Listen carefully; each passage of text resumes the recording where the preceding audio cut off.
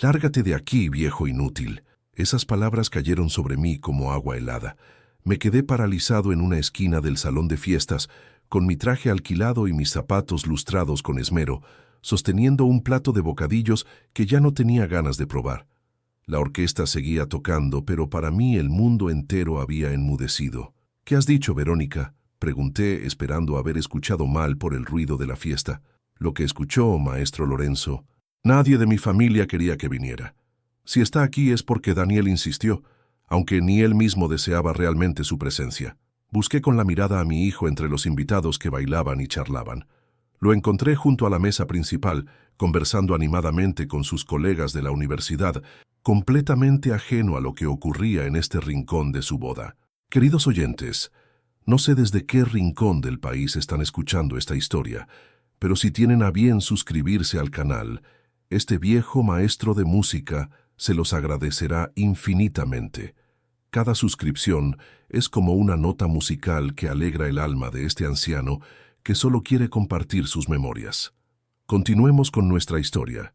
Mi nombre es Lorenzo Mendoza, tengo 70 años y he dedicado mi vida entera a la música. Estas manos arrugadas han tocado el violín en la Orquesta Sinfónica de Puebla durante más de 4 décadas y he enseñado a cientos de jóvenes el arte de hacer cantar a las cuerdas. Pero parece que no supe enseñarle a mi propio hijo el valor de la lealtad y la humildad. Me quedé inmóvil, observando a Verónica, recordando el día que Daniel la llevó a conocerme. Era bella y refinada, hija de un famoso empresario. «Papá, ella es diferente», me había dicho mi hijo con ojos enamorados. Yo le creí, siempre le creí todo a Daniel. «Si mi presencia te resulta tan incómoda», le dije en voz baja para no llamar la atención, «me iré ahora mismo». Ella sonrió con desdén. «Sería lo mejor. Daniel podrá disfrutar sin tener que preocuparse por su padre músico toda la noche.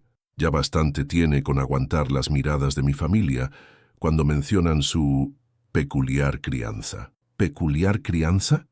¿Se refería a haberlo educado solo después de que su madre nos abandonara cuando él tenía apenas 5 años?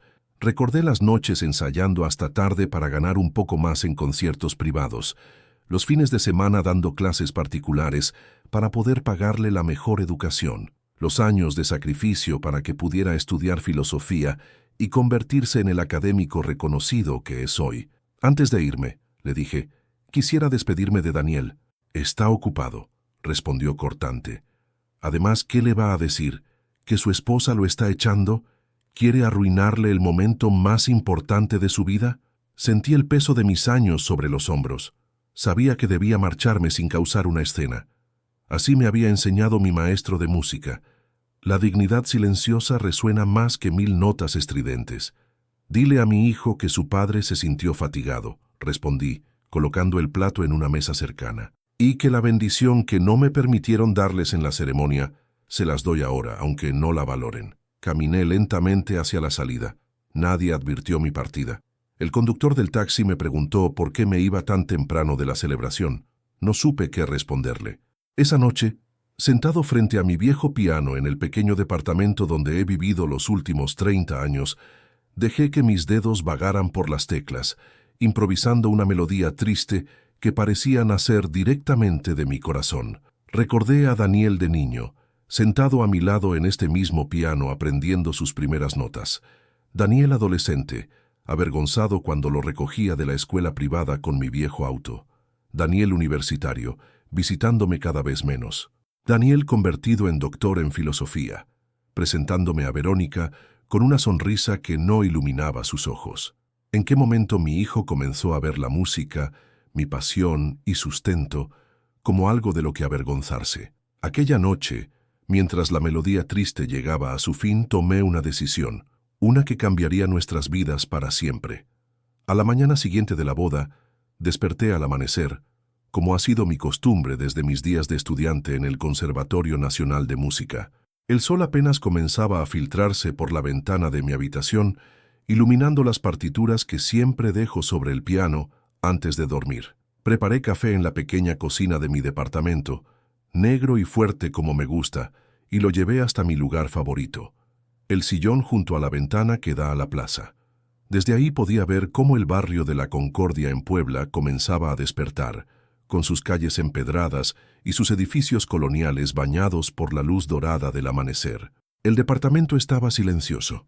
Desde que Elena, mi esposa, nos abandonó hace 35 años, el silencio solo se rompe con las notas de mi violín o del piano. A veces toco para ahuyentar la soledad, otras veces simplemente para recordar que sigo vivo. Elena, murmuré, mirando la única fotografía que conservo de ella. ¿Dónde nos equivocamos con Daniel? Elena nunca entendió mi dedicación a la música. Estás más enamorado de tu violín que de nosotros, me decía. Quizás tenía razón, o quizás no entendía que mi amor por ellos se expresaba precisamente a través de mi trabajo, de las largas horas de práctica y enseñanza que nos permitían vivir con dignidad. Cuando decidió marcharse con otro hombre, dejándome solo con un niño de 5 años, me prometí que Daniel nunca carecería de nada, aunque eso significara tocar hasta que mis dedos sangraran. Terminé mi café y me senté frente al piano. Sobre el atril había una partitura a medio componer, una sonata para violín y piano que había comenzado para regalársela a Daniel el día de su boda, una pieza que había trabajado durante meses, poniendo en cada nota todo el amor y los recuerdos compartidos con mi hijo. Llevaba por título provisional «Para Daniel, mi mayor obra». Pasé mis dedos por el papel pautado. ¿Cuántas horas había dedicado a componer cada compás? ¿Cuántas noches revisando la armonía, puliendo las melodías?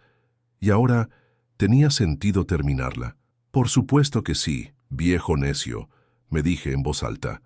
Un artista termina lo que empieza, aunque nadie vaya a escucharlo jamás. Trabajé todo el día en la sonata, deteniéndome solo para comer algo ligero.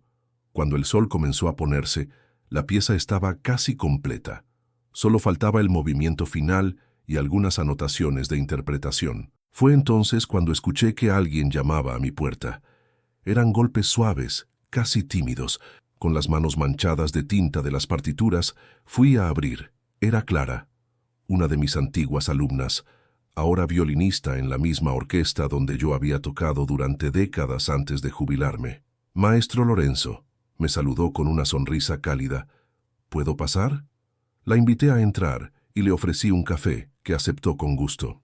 Nos sentamos en la sala bajo la fotografía enmarcada de mi último concierto como primer violín de la orquesta. «Daniel me pidió que viniera», dijo finalmente Clara. «Está preocupado porque se fue usted temprano de la boda». Solté una risa amarga. Preocupado, ni siquiera notó mi ausencia. Clara bajó la mirada. «Maestro, hay cosas que usted no sabe». «¿Qué cosas, muchacha? Habla claro». «Daniel está atrapado. Verónica y su familia lo tienen bajo su control. Le consiguieron la cátedra en esa universidad privada.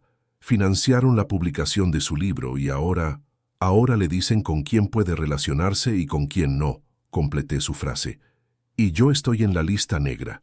Clara asintió. «Él no se atreve a enfrentarlos. Tiene miedo de perder todo lo que ha logrado en el mundo académico». «¿Y yo qué perdí, Clara? Dime tú. ¿Cuántas veces rechacé giras internacionales para no dejarlo solo? ¿Cuántas ofertas de conservatorios en el extranjero decliné para que él pudiera crecer en un entorno estable?» La joven no supo qué responder. Le mostré la sonata que estaba componiendo. «Mira esta partitura. Es como un hijo. Cada nota debe estar en su lugar preciso. Cada frase debe respirar con naturalidad. Si fuerzas el tempo, pierde su esencia. Si descuidas la dinámica, se vuelve plana, sin vida». Daniel creció con la música en sus venas, pero en algún momento permitió que otros escribieran su partitura. Clara puso una mano sobre la mía. «Maestro Lorenzo, ¿qué va a hacer?» «Lo que debí hacer hace mucho tiempo», respondí. «Dejar que mi hijo interprete su propia melodía con todas sus consecuencias». Cuando Clara se fue, regresé al piano y saqué la dedicatoria que había escrito para la sonata. En ella había plasmado: «Para Daniel en el día de su boda con todo el amor de tu padre». La rompí en pequeños pedazos y los dejé caer en el cesto de basura. Esa noche tomé papel y pluma. Comencé a escribir mi testamento. A la mañana siguiente visité a mi abogado, el licenciado Ruiz, un hombre que me había ayudado con asuntos legales durante años y que apreciaba mis conciertos gratuitos para causas benéficas. ¿Estás seguro de esto, Lorenzo?, me preguntó después de leer el documento. Nunca he estado más seguro de nada en mi vida, Javier. Tu hijo no lo entenderá. Algún día lo hará, y si no, la música seguirá sonando sin mí. Firmé los papeles con mano firme. Mi decisión estaba tomada. Mi pequeño departamento, mi violín Guarnerius que había sido el trabajo de toda mi vida adquirir, mi colección de partituras originales y mis modestos ahorros no irían a parar a manos de Daniel ni de Verónica. Todo sería para la Fundación Musical Infantil, donde niños sin recursos aprenderían el arte que me había dado sentido a mi existencia. Al salir del despacho del abogado, sentí un peso menos sobre mis hombros. Por primera vez en muchos años, respiré profundo, como si el aire de Puebla fuera nuevo. Pasaron 3 semanas sin noticias de Daniel. Yo seguía con mi rutina: practicar violín por las mañanas, dar algunas clases particulares a alumnos avanzados por las tardes, asistir ocasionalmente a conciertos por las noches. La sonata seguía sobre el piano, casi terminada, como un recordatorio de lo que pudo ser. Un jueves por la tarde, mientras revisaba una partitura de Bach que estaba preparando con un alumno, escuché que llamaban a mi puerta. Al abrir, me encontré cara a cara con Daniel. Daniel estaba de pie en el umbral de mi puerta, con su traje elegante y su maletín de cuero. Se veía cansado, con ojeras pronunciadas y el cabello despeinado, tan distinto de su imagen impecable de la boda. «Papá», dijo simplemente. Lo miré sin moverme. Tenía los dedos manchados de tinta de las partituras, y por primera vez no me sentí incómodo por ello frente a mi hijo doctor. «Adelante», le dije, haciéndome a un lado. «Acabo de preparar café». Entró mirando alrededor, como si fuera la primera vez que visitaba el departamento donde creció. En cierto modo, el lugar había cambiado. Desde que me jubilé de la orquesta, había convertido la sala en un pequeño estudio de música. Había partituras por todas partes, mi violín sobre el sofá, libros de teoría musical apilados en las esquinas. «Está diferente», comentó. «Como todo», respondí, mientras servía 2 tazas de café en la cocina. Nos sentamos en la mesa, donde tantas veces habíamos compartido comidas cuando él era estudiante. La madera estaba marcada por décadas de uso, con círculos de tazas calientes y pequeñas muescas que contaban la historia de nuestra vida juntos. «Clara me dijo que vino a verte», comenzó Daniel. «Así es. No la envié yo, papá. Vino por su cuenta. Eso ya no importa». Daniel suspiró y dio un sorbo a su café. Hizo una mueca. «Sigue igual de amargo», comentó. «Y yo sigo siendo el mismo», respondí. «El que ha cambiado eres tú». Mi hijo dejó la taza sobre la mesa y me miró directamente a los ojos. «Vine a disculparme por lo de la boda. No debí permitir que te fueras así. ¿Te diste cuenta que me fui?» Él bajó la mirada. «No de inmediato. Verónica me dijo que te habías sentido indispuesto y decidiste irte. ¿Y le creíste?» «No tenía motivos para no hacerlo». Me levanté y caminé hacia la ventana que da a la plaza. Desde ahí se podían ver los árboles que yo había visto crecer durante décadas, y la iglesia, donde tantas veces había tocado en conciertos de beneficencia. «Tu esposa me echó de la boda», dije sin voltear a verlo. «Me dijo que me habían invitado por lástima, que tú sentías vergüenza de presentarme a su familia». El silencio que siguió me dijo todo lo que necesitaba saber. Daniel no parecía sorprendido. «No es tan simple, papá», dijo finalmente. «Explícamelo entonces. Hazlo simple para este viejo músico». Daniel se levantó también y se acercó a mí. «Los padres de Verónica son personas complicadas. Tienen expectativas muy específicas. Su padre es rector de una universidad privada. Su madre pertenece a una de las familias más influyentes en el ámbito cultural del país.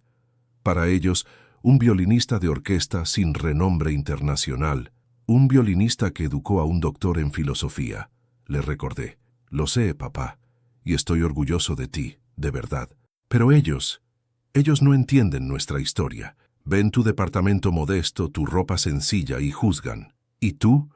¿Tú también juzgas a tu padre?»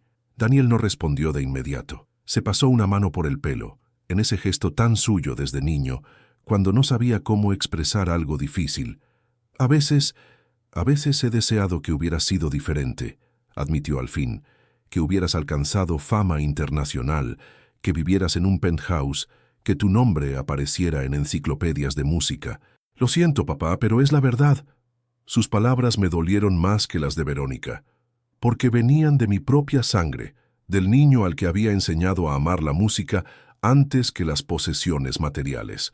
«Ven conmigo», le dije, caminando hacia el piano. Lo llevé hasta donde estaba la sonata casi terminada. La luz de la tarde entraba por la ventana e iluminaba las notas cuidadosamente escritas a mano. «¿Reconoces esta estructura?», le pregunté. Daniel observó la partitura, siguiendo con el dedo algunas de las líneas melódicas. Es como la nana que me tocabas cuando era niño», dijo con voz entrecortada. «Es la base. La he transformado en una sonata completa. La estaba componiendo para tu boda, para ti y para tu esposa. Papá, cuando eras pequeño esa melodía te ayudaba a dormir. La compuse la noche que tu madre nos dejó, mientras te abrazaba para calmar tu llanto. No te importaba entonces que tu padre fuera un simple músico de orquesta.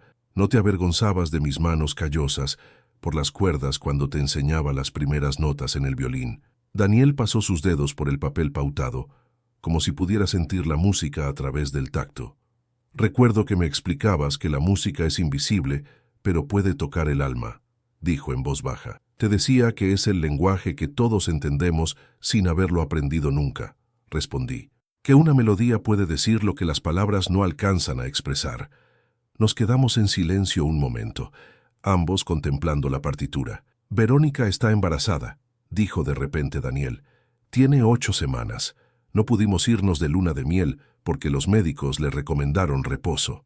La noticia me impactó profundamente. Iba a ser abuelo, pero en lugar de alegría, sentí una profunda melancolía. «¿Y por qué no me lo dijiste antes?»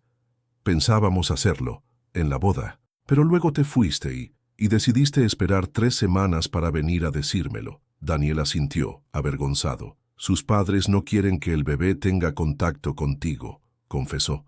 «Dicen que no eres el tipo de influencia que desean para su nieto». Sentí que la sangre me hervía en las venas. Toda mi vida había sido un hombre honesto, trabajador, dedicado al arte y a la enseñanza. ¿Y estos extraños me juzgaban sin conocerme?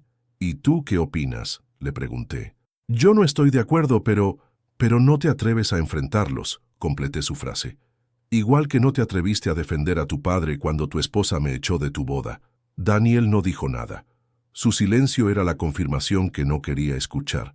Caminé hasta mi escritorio y saqué un sobre amarillento de uno de los cajones. «Toma», le dije entregándoselo. «Léelo cuando estés solo». «¿Qué es?» «La última carta que me escribió tu madre, un año después de abandonarnos. Me la envió cuando supo que estaba enferma. Hay cosas ahí que debes saber». Daniel tomó el sobre con manos temblorosas. «Papá, es hora de que te vayas», lo interrumpí. «Tengo una clase en media hora». Mi hijo me miró con una mezcla de confusión y dolor. Quizás esperaba otra reacción de mi parte al saber que iba a ser abuelo. Quizás esperaba que lo perdonara fácilmente, como siempre lo había hecho. «Te llamaré», dijo, caminando hacia la puerta. «No lo harás», respondí. «Pero está bien.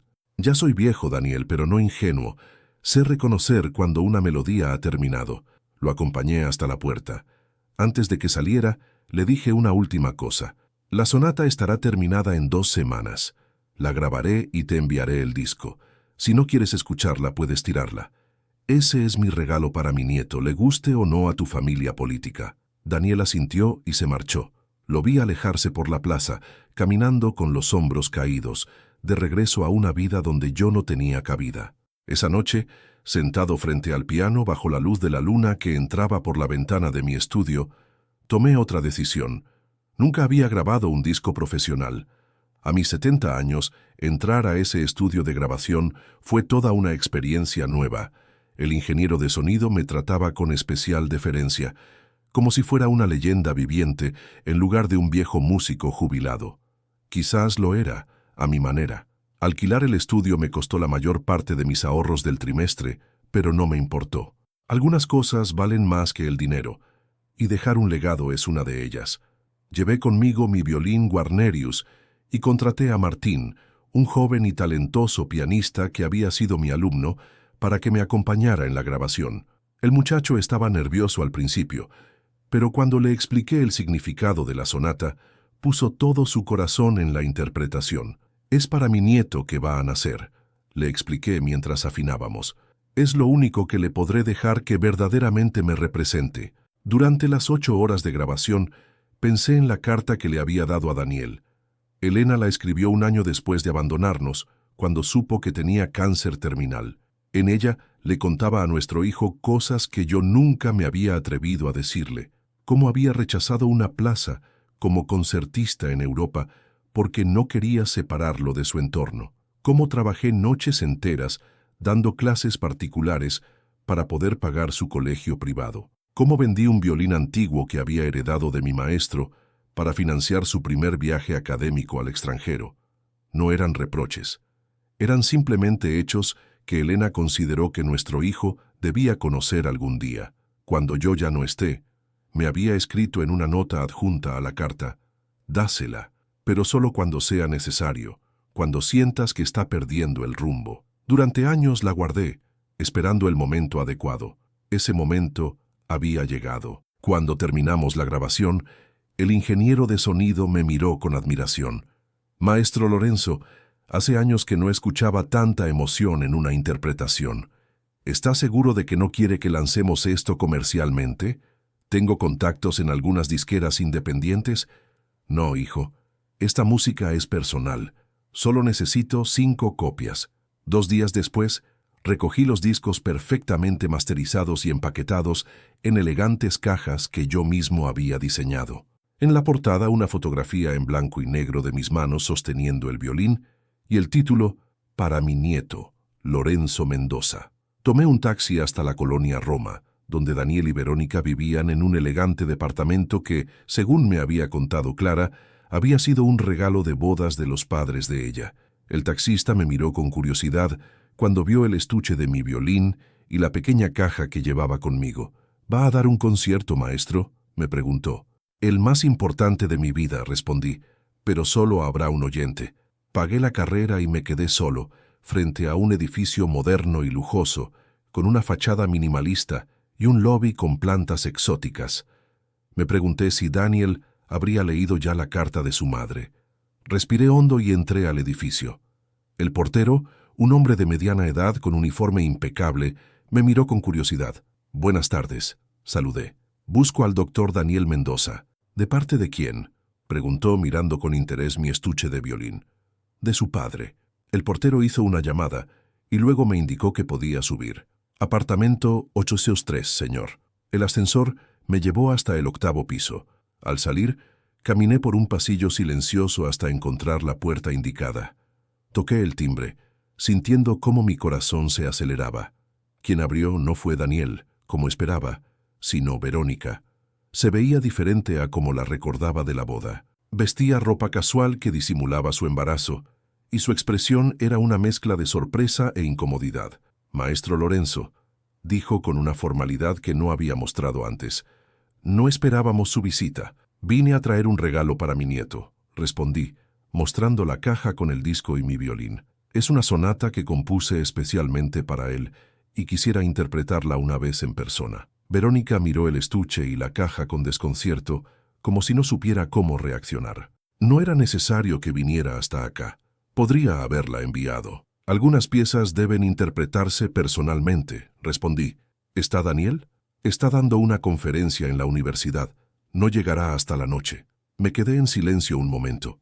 Había planeado tocar para mi hijo, hablar con él una última vez. «En ese caso, ¿me permitiría tocar para usted?», pregunté finalmente. «La música siempre suena mejor en vivo que en una grabación».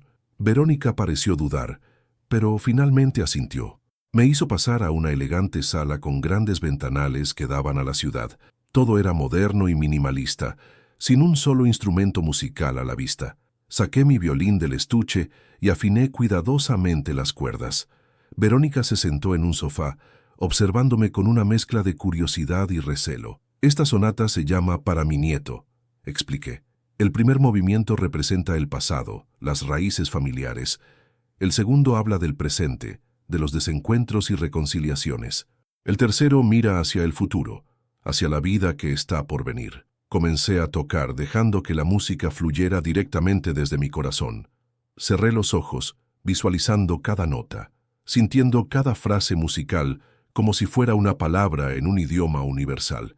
A pesar de la ausencia del piano, la melodía del violín tenía suficiente fuerza para sostenerse por sí misma. Cuando terminé el último movimiento, abrí los ojos y vi algo que no esperaba. Verónica estaba llorando silenciosamente. «Es extraordinaria», dijo secándose las lágrimas. «Nunca había sentido algo así con la música clásica». «Gracias», respondí, colocando cuidadosamente mi violín en su estuche. «Es igual a la nana que le compuse a Daniel cuando era bebé. La melodía básica es la misma, pero ha madurado como él, volviéndose más compleja, más profunda». Le entregué la caja con el disco grabado. «Esto es para mi nieto», le dije, «para cuando sea mayor. Es mi sonata y una carta que le escribí explicándole quién fue su abuelo.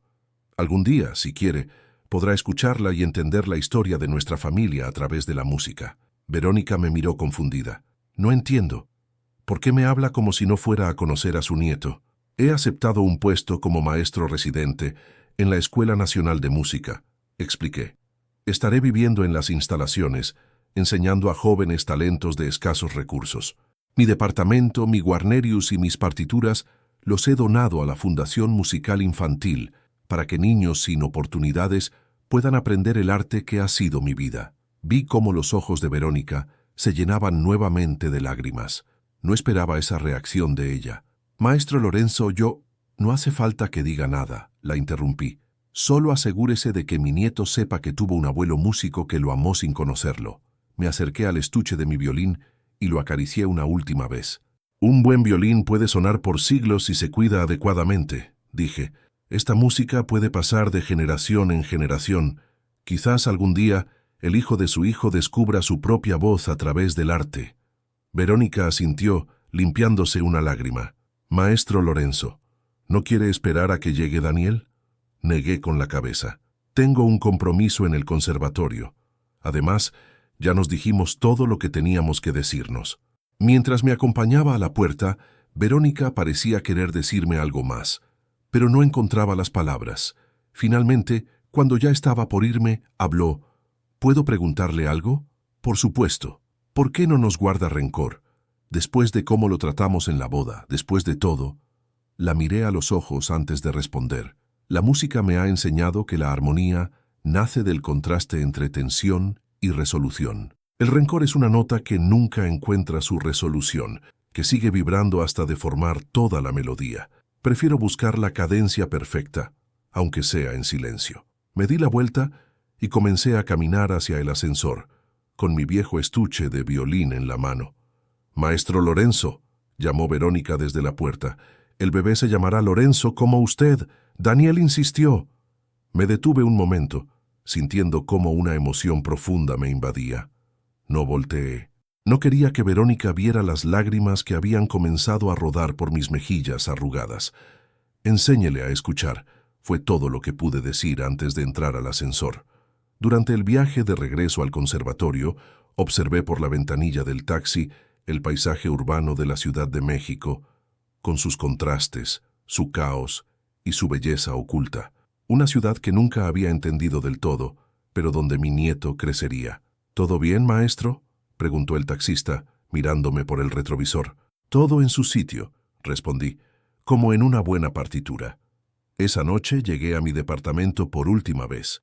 Al día siguiente me mudaría a las instalaciones del conservatorio.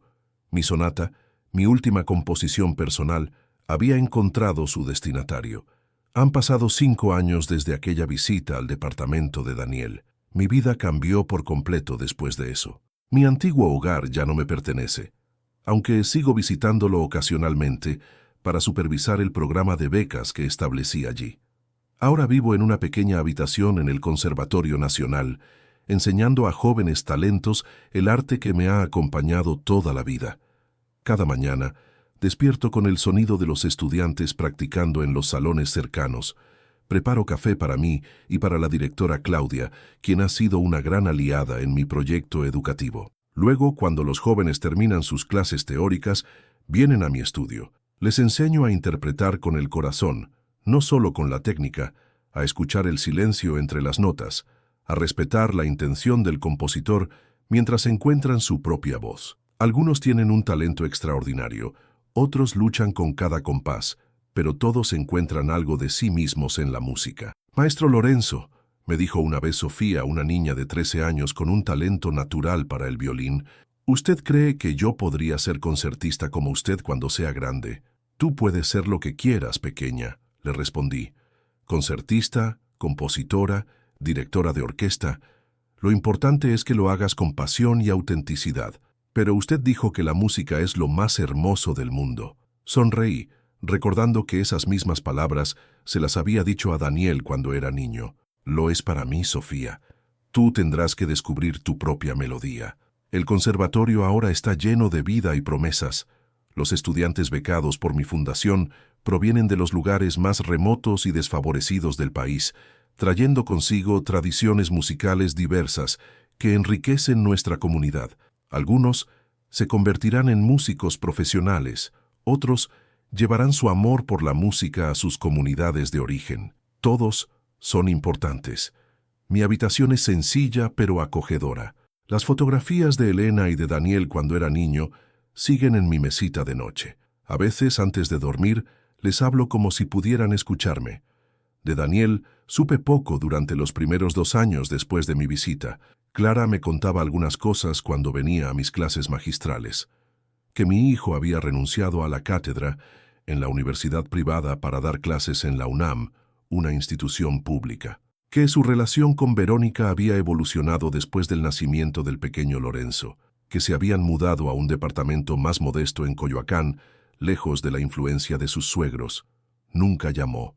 Nunca escribió. Yo tampoco lo hice. Hay silencios que, como en la música, dicen más que cualquier sonido. Fue un domingo de primavera, hace 3 años, cuando todo cambió. Estaba dando un pequeño recital para mis estudiantes en el auditorio del conservatorio, cuando noté movimiento en la última fila. Al terminar la pieza de Bach que estaba interpretando, levanté la vista y vi a Daniel entrando discretamente. A su lado, Verónica sostenía de la mano a un niño pequeño, mi nieto. Me quedé inmóvil, con el arco suspendido sobre las cuerdas. El niño, mirándome con fascinación, se soltó de la mano de su madre y comenzó a caminar por el pasillo central, directamente hacia el escenario. Tenía el pelo oscuro y los ojos curiosos, como Daniel a su edad. Cuando llegó frente al escenario, me miró con una sonrisa y dijo con voz clara, «Toca otra vez, abuelito». El auditorio entero guardó silencio. Mis alumnos, sorprendidos, miraban alternativamente al niño y a mí. Con el corazón latiendo aceleradamente, toqué la nana que había compuesto para Daniel décadas atrás, la melodía que había sido la semilla de mi sonata. Cuando terminé, el pequeño Lorenzo aplaudió con entusiasmo. Daniel y Verónica se habían acercado también y ahora estaban de pie junto al niño. «Buenos días, papá», dijo Daniel con voz suave. «Buenos días», respondí, sin saber qué más decir. Hubo un momento de silencio incómodo, hasta que Verónica habló. «Maestro Lorenzo, perdónenos por interrumpir su clase, pero Lorencito escuchó su sonata y desde entonces no ha dejado de preguntar por su abuelo músico». Miré al niño, que me observaba con admiración. Bajé del escenario, ignorando el dolor en mis rodillas que los años habían acentuado. «Hola, Lorencito, yo soy tu abuelo». El niño me miró con esos ojos tan parecidos a los de Daniel cuando era pequeño y sonrió. Luego, para sorpresa de todos, señaló mi violín. «¿Me enseñas a tocar como tú?». Esas palabras me llegaron al alma. Miré a Daniel, quien asintió levemente. «Claro que sí, pequeño. ¿Quieres empezar ahora mismo?». Mientras mis estudiantes se retiraban discretamente, me senté en una silla baja y coloqué mi violín en posición. Lorencito se acercó fascinado por el instrumento. «Es muy bonito», dijo, tocando suavemente la madera. «Este violín es muy especial», le expliqué. «Lo he tocado durante más de 40 años». «¿Y suena triste o alegre?», preguntó con esa curiosidad infantil que me recordó tanto a Daniel. «Suena como tú quieras que suene», respondí. La música puede expresar cualquier emoción, cualquier pensamiento. Daniel y Verónica se habían quedado a un lado observándonos. Cuando levanté la mirada hacia ellos, vi que mi hijo sostenía en sus manos el disco que había grabado. «Papá», dijo Daniel con voz entrecortada. No solo lo escuchamos cada noche antes de dormir. Es extraordinario. No respondí. No hacía falta. La música había hablado por mí. Había atravesado las barreras que las palabras no podían superar. ¿Podemos hablar después?, preguntó Verónica. Hace mucho frío aquí en el auditorio. Por supuesto, respondí levantándome con el niño de la mano. Vamos a mi estudio. Tengo chocolate caliente. Ese día mi pequeña habitación en el conservatorio se llenó de risas y música después de tanto tiempo. Lorencito exploró cada rincón, fascinado por las partituras, los instrumentos, los libros de teoría musical. Se detuvo especialmente frente a una fotografía donde yo aparecía como primer violín en la Orquesta Sinfónica de Puebla.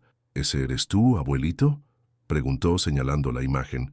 Sí, hace muchos años. ¿Y tocabas música para mucha gente? Para todos los que quisieran escuchar, respondí, sintiendo un orgullo que creía olvidado. Yo quiero aprender a tocar para mucha gente también, declaró con convicción. Daniel y Verónica intercambiaron una mirada. Papá, dijo mi hijo, nos preguntábamos si podrías darle clases a Lorenzo, quizás una vez por semana para empezar. Miré a mi hijo, luego a Verónica y finalmente al pequeño que seguía fascinado con la fotografía. Sería un honor, respondí. Desde entonces, la relación ha florecido. Ahora Daniel me llama regularmente. A veces hablamos de filosofía, de música, de la vida.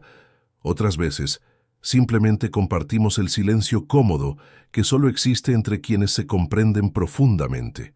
Verónica me invita a cenas familiares y me consulta sobre conciertos y exposiciones culturales para el niño. Una vez por semana, Lorencito viene al conservatorio para su clase de violín. Le he conseguido un instrumento de 3/4, perfecto para su tamaño, y juntos exploramos el mundo de la música. Tiene un talento natural, una sensibilidad que va más allá de la técnica. El otro día, mientras practicábamos una sencilla melodía de Mozart, Lorencito dejó de tocar súbitamente y me hizo una pregunta. Abuelito, ¿por qué no vivías con nosotros antes? Me quedé quieto, con mi propio violín en la mano, pensando cómo explicarle algo tan complejo a un niño de 5 años. A veces, Lorencito, dije finalmente, la música necesita pausas, silencios, para poder apreciar mejor las notas. Tu papá y yo tuvimos un largo silencio en nuestra melodía familiar, pero ahora estamos tocando juntos de nuevo. Él asintió, como si entendiera perfectamente. Quizás lo hacía a su manera. Me gusta más cuando tocamos juntos, dijo, volviendo a colocar su violín bajo la barbilla. A mí también, pequeño compositor, a mí también.